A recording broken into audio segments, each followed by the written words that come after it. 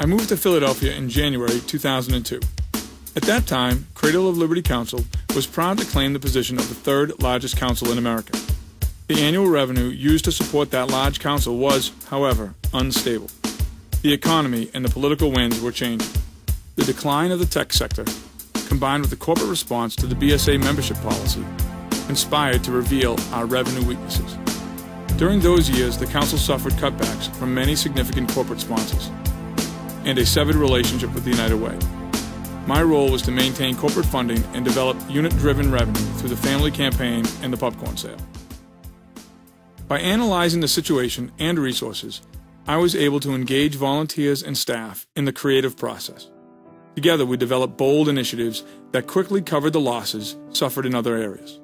Through my corporate fundraising efforts, I not only identified a host of new corporate friends, but also recruited several of them to serve on the board. Their influence helped to curb our spending policy and reduce our dependence on investment income.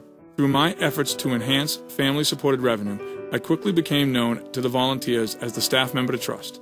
I delivered fair, honest, and helpful support. Additionally, I was able to inspire the field staff to do the same. The results were clear, and the family campaign grew dramatically. And the popcorn sale went through the roof.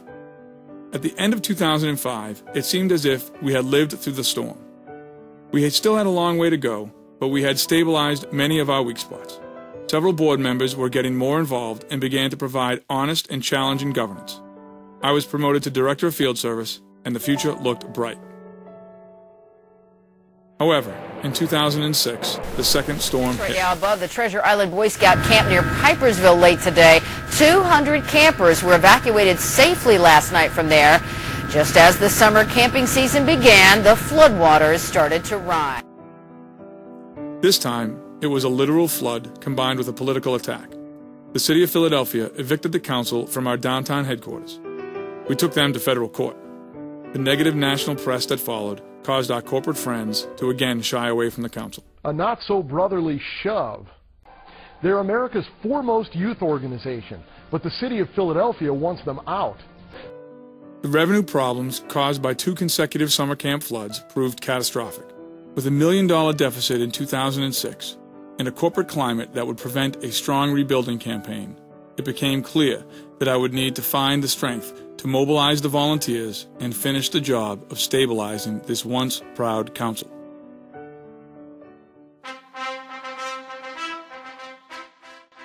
We needed some quick wins. Our volunteers and board needed to believe that we could survive. We needed to show Philadelphia and ourselves that we believed in scouting's future. I quickly developed a new spirit among our diverse staff. This staff was raised on technology and showed a passion for serving their community. We respected each other and our deep friendships developed. This staff was energized by each other's commitment. We increased our unit communication and started to build a library of positive press. Hundreds of local scouts were enjoying a big day in Montgomery County, as well as a big night or two. What, Dan? Who are you? A knight, Sir Knight, and some of his armor, all part of the Cub World Day at Camp Garrison. The Phillies Flying Hawaiian picked up some lofty honors tonight. Outfielder Shane Victorino was inducted into the Eagle Scout Hall of Fame by the Cradle of Liberty Council of the Boy Scouts. We created new ways to engage young parents. We formed partnerships with Philadelphia Family Attractions that increased quality, affordable unit programming. We re-engineered the Scout Reach program to serve interested inner-city families through traditional Scout programs. Our Scout Reach boys earn uniforms and camping gear by learning to be good Scouts. Today, 15% of our 3,000 Scout Reach boys transition with their parents from council-supported packs into volunteer-run troops each year. Hundreds of Boy Scouts enjoyed a special film screening in Center City tonight. The Cradle of Liberty Council hosted a screening of 759 Boy Scouts of Harlem. The African American Museum was the location. We developed council-wide programs that engaged family members and recruited a whole host of new volunteers. We used electronic surveys to evaluate training programs, activities, and summer camp. We shared those results and created immediate changes whenever possible. With all of these Boy Scouts, they are just surrounding the area. So much fun right here. We engaged Scouters and families at every level of our ongoing improvement discussion. We shared the good news as readily as the bad news. The new energy was infectious and brought hundreds of new families to Scouting.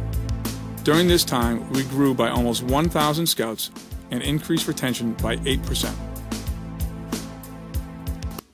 We created a wildly successful council jamboree that served almost 8,000 Scouts.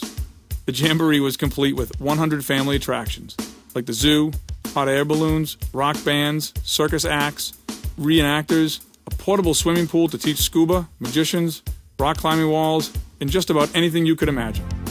The jamboree served to unite the council and provide the evidence that Scouting in the Cradle of Liberty Council was strong and vibrant. Along with all this fun, exciting, creative Scouting, we also continued to foster our new board members and their increased role in governance. We dedicated ourselves to full transparency. I created a quarterly benchmarking system to measure our critical revenue and expense lines. This benchmarking helped keep the board focused on the big picture without losing sight of the critical details. We began sharing all this information with interested Scouters along with board members at our annual Scouters Summit meetings. This transparency, along with the great programs, provided the climate for our board to make difficult decisions successfully. When we had to close the oldest Scout camp in America, 82% of our volunteers agreed with the decision and supported the council with additional family contributions. That decision allowed us to invest in other properties, creating a stronger sense of council loyalty. That loyalty is clearly illustrated by the healthy change in our revenue. My leadership creates an enthusiastic, high-energy environment that breeds success. The success and creativity we've enjoyed in Philadelphia spilled over to 40 neighboring councils. Scouting is my direction. Adventures to remember, words to live by. My leadership and inspiration created beascout.org, the collaborative recruitment mass media campaign. My ideas, combined with the Words to Live By branding, have grown into a collaborative council marketing model, adopted by the National Office for all major markets. I'm looking forward to doing great things with you as your Scout executive for the families in Boston. I believe in Scouting.